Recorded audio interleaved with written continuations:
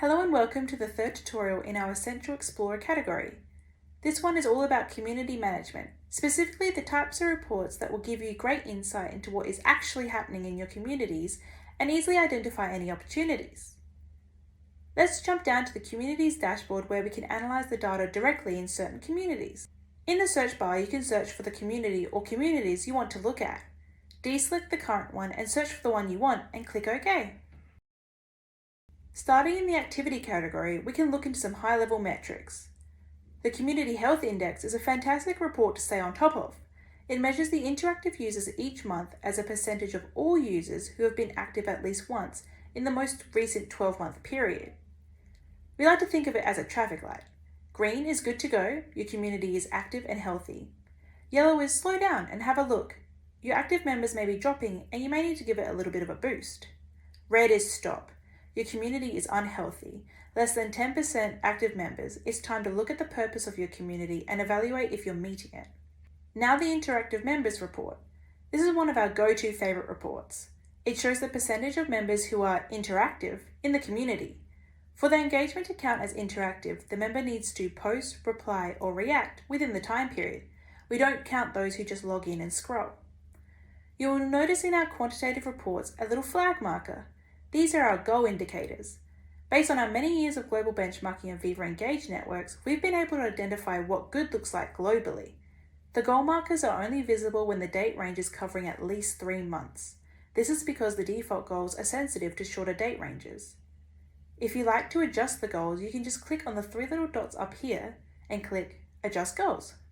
There are a few options to play around with. You can even set a min and max to get more of a range. And there it is now. You've set your own goal. Sentiment analysis, always a hot topic with community management. Jumping over to the content category, you can see it here. With sentiment analysis, you're able to quickly check in on the different conversations people are having in your community and evaluate their emotion. This first icon is showing how much total emotion is within the thread.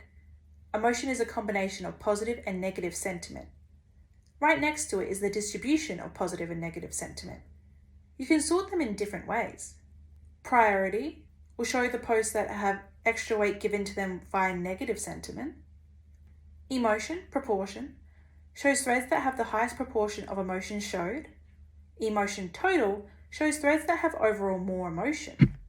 Sentiment, proportionally negative, shows posts that have the highest proportion of negative sentiment. And sentiment proportionally positive shows the threads that have the highest proportion of positive sentiment. We analyze everything about the post, including the replies.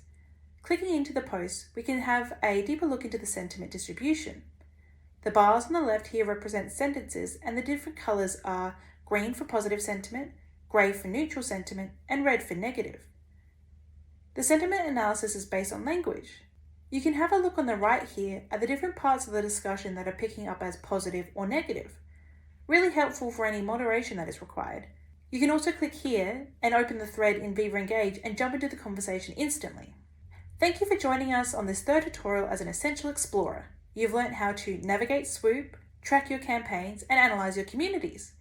You've graduated into Middle Mastery. There you will learn more on the personas, tools for coaching leaders, and more SWOOP features. Stay Swooper!